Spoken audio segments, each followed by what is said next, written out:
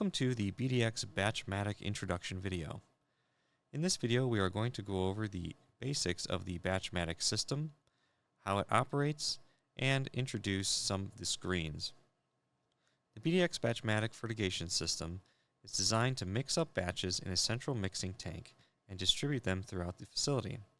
The machine includes 6 zone valves built into the main panel, with 4 or 8 more zone valves expandable, allowing the machine to service up to 14 different batch zones. The batch zones can be fed directly to crops or can be distributed to batch tanks for each of the individual rooms.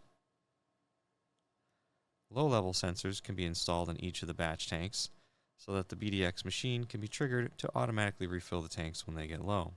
The BDX system features its own intelligent touchscreen control system built right onto the fertigation system to manage the irrigation events, recipes, analytics, and more.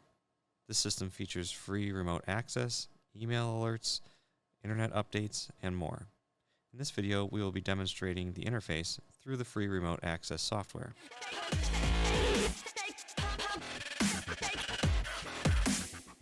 Let's take a look at the BatchMATIC interface and get familiar with the different tabs and screens. Along the bottom of the screen, we have 4 main tabs: Home, Fertigation, Machine, and System. The Home tab is our primary tab for observing what's going on with the machine. We have a notifications area on the left, which updates with notices about jobs being completed, errors, and other events that are important. At the top of the screen, we have our job status area.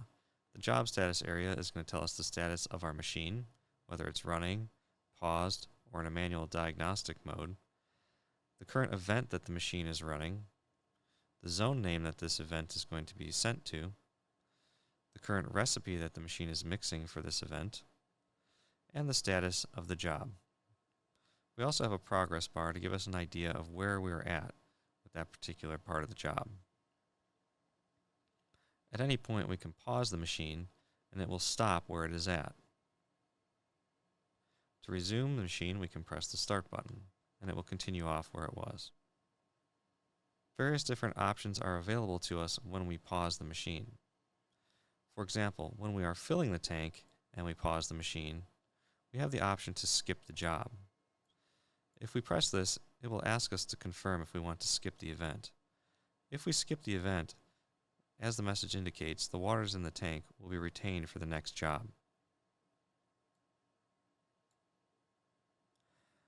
Alternatively, we can drain the water or the batch that's in the tank in order to proceed with the next job if we want to skip it.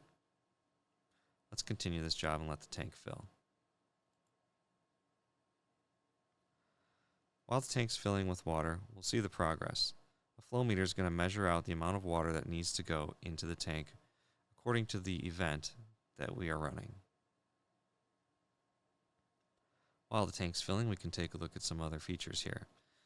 In the middle area here, we have our sensor readings, which are coming from our sensor probes in our manifold, the flow rate, and the volume of water that is currently in the tank. Below that, we have the target values that are prescribed according to the recipe that we have assigned for this particular event. Below the sensor area, we have the stock level and tank status mini dashboards.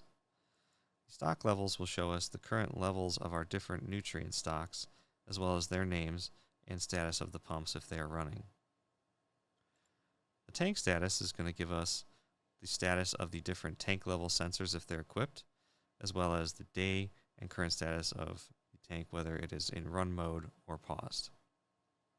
Additionally, we have a graphic of the machine on the right-hand side here, which is showing us the current water flow path of the machine. Finally, we have a job queue button down here. If we press this, it will open up the job queue. The job queue shows us which jobs are lined up on the machine to run after the current job that is being processed. In the job queue, we can select jobs and sort them or move them up or down according to what we want to happen, or we can even remove events from the job queue so that they won't run.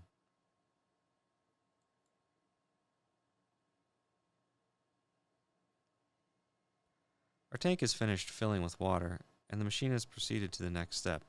In this case, it's stabilizing the sensor readings before doing any injections. If we want, we can skip this process to speed it up, depending on what we're doing. So as you can see, the machine has now moved on to mixing the nutrient parts in Group A. We'll discuss the groups and the recipes a little bit more in a different video.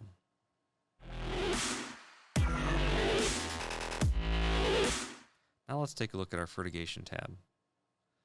On the fertigation tab, we have several other tabs available at the top of the screen. The first tab is our batch schedule tab. The batch schedule tab shows us all the different batches that are either scheduled or available to be triggered by a low-level sensor during the day. The batch schedule is sorted automatically in chronological order, with trigger type events being at the top. Trigger type events are events that do not have a set time to operate, but instead get triggered when a sensor reads that the tank is low. The batch schedule view shows events scheduled for the entire system across all the different zones.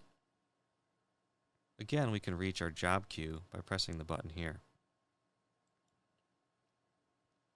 The next tab that we have is our Batch Zones tab. The Batch Zones tab shows all the different zones that we have connected to our machine. In this case, our machine only has 6 zone valves and no expansion panel. If we had all 14 zones connected to the machine, we would see them all together on the display like this. The different tiles in the Batch Zones tab contain information including the batch zone name, the day number of the batch zone, the last recipe and time that a batch was made, how many batches were made today and how many gallons were made, as well as the status of the tank level sensors if they are connected. Finally, we have the valve number at the bottom for reference. Clicking on a tile will open up what's called the Batch Zone Manager. In the Batch Zone Manager, we have the event schedule. Here we can create new events for our batch zone, or we can click on the events that we have in our event schedule in order to edit them. The event editor is where events are configured. We can name each event, set it to run at a specific time of day or based on a trigger sensor.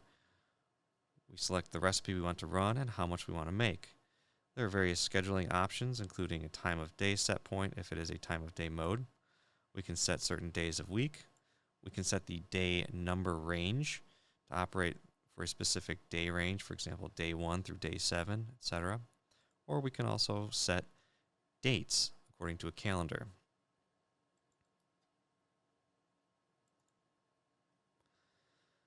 In our Batch Zone Manager, we also have extensive data reporting, including a batch history log.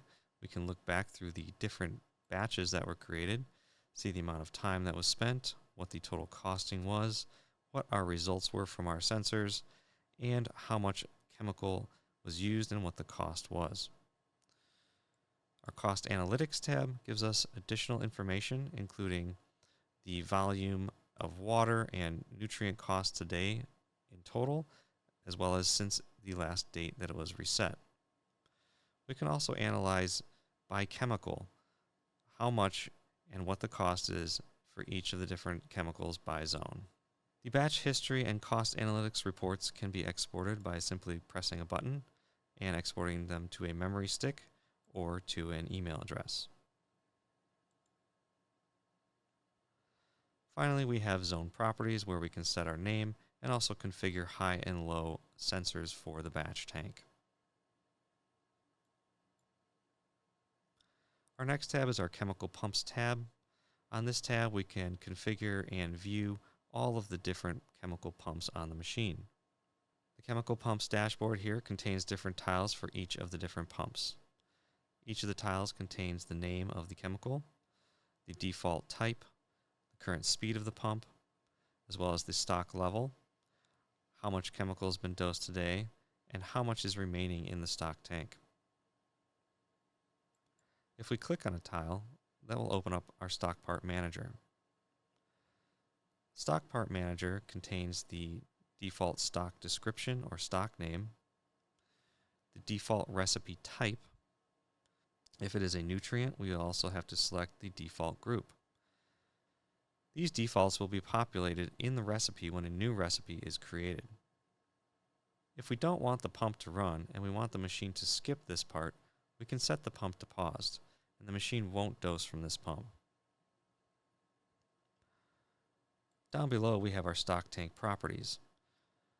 In the stock tank properties, we're going to want to set the capacity of our stock tank and the current level. Additionally, we want to set an accurate cost for the chemical so that our costing turns out correct.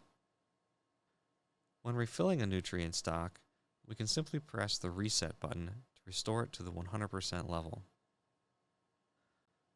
The Cost Analytics tab gives us the total volume and cost of material dosed today, as well as since it was last reset. Additionally, we can see chemical usage according to the different batch zones. We can see how much was used today and how much was used in total since the batch zone was last reset. Again, this data can be exported to USB or email. Finally, let's take a look at our Recipes tab here on the fertigation page. Our recipe editor has a drop-down at the top where we can select from all the different recipes that we've created. Then we have settings for the different conductivity, pH, and ORP set points if your machine has ORP. Below the set points, we have the different nutrient part tiles. The nutrient part tiles show, of course, the chemical name, what type of chemical it is, the dose size, and additional information. If we click on a tile, we'll open up our recipe part editor. In the recipe part editor, we tell the machine what this nutrient part is, what order it should be dosed in, and what kind of dose size we're going to give the batch. We'll go into more detail on this in our recipe editing video.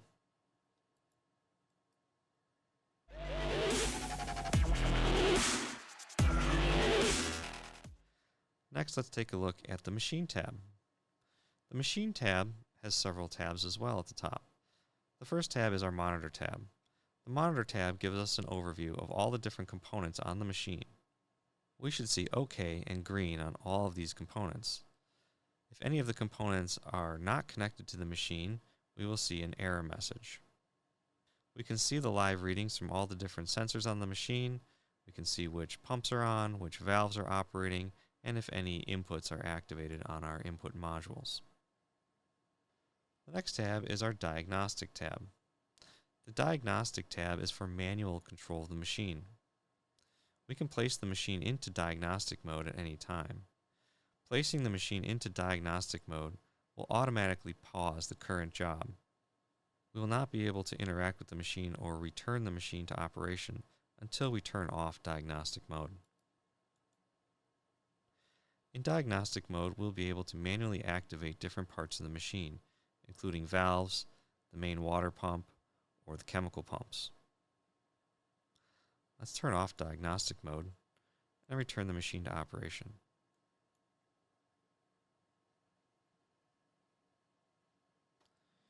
Returning to the Machine tab, let's take a look at our Calibration tab. The Calibration tab is where we calibrate our pH and EC sensors, as well as our chemical pumps. We'll start by selecting our device on the left-hand side.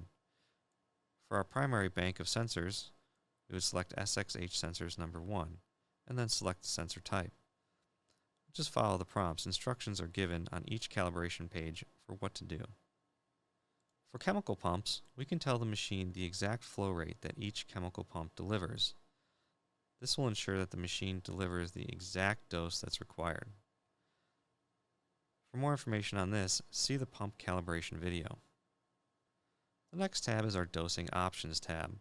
The Dosing Options tab contains lots of valuable features, including error detection, alerts, deviation detection, and various different timeouts. Several other options, including mix delays and dosing options, are also on this page.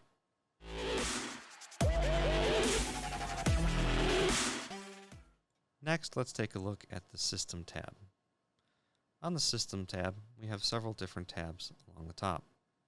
The first tab is our Network tab. The Network tab shows us our current internet connection and local connection information. The next tab is the Email Settings tab. On the Email Settings tab, we can configure an email account which will be used to send messages to recipients that are in the email recipient list. We can select which type of alerts the machine will send to email accounts when they occur. The next tab is our System Files tab. The System Files tab allows us to import and export various different system files, or import and export them all at the same time. It also contains 100 daily backups of our recipes, schedules, and other settings. At any point, we can select a backup and select to restore it. We can choose which files we want to restore. Our next tab is the Users tab. On the Users tab, we can configure different users and set passwords to control access to the machine. Finally, our System Settings tab has various different configuration settings and options for the machine.